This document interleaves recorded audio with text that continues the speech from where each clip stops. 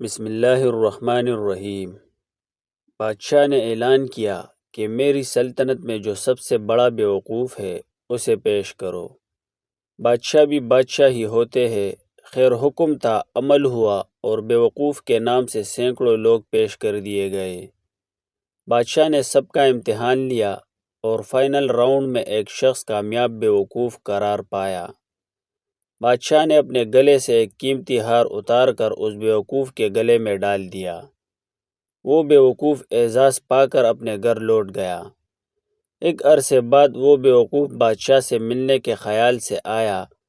بادشاہ مرض الموت میں آخری وقت گزار رہا تھا۔ بادشاہ کو بتایا گیا، بادشاہ نے ملاقات بخش دیا۔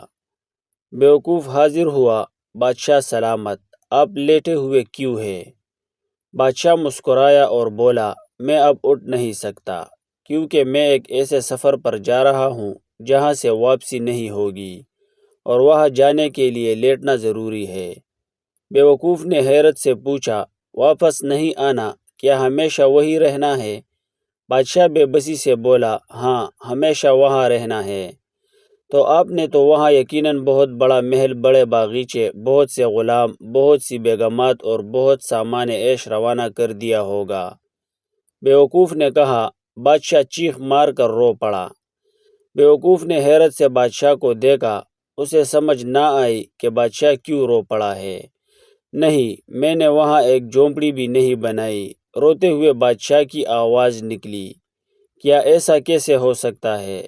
آپ سب سے زیادہ سمجھدار ہے۔ جب آپ کو پتہ ہے کہ ہمیشہ وہاں رہنا ہے، ضرور انتظام کیا ہوگا۔ بیوقوف نے کہا، افسوس، صد افسوس کہ میں نے کوئی انتظام نہیں کیا۔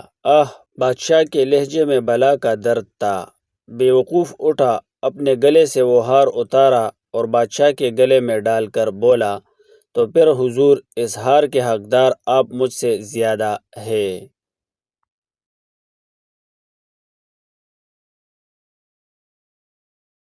دوستو، ویڈیو کو لائک کریں، کمنٹ کریں، چینل کو سبسکرائب کریں تاکہ آنے والی نئی ویڈیو سب سے پہلے آپ تک پہنچے۔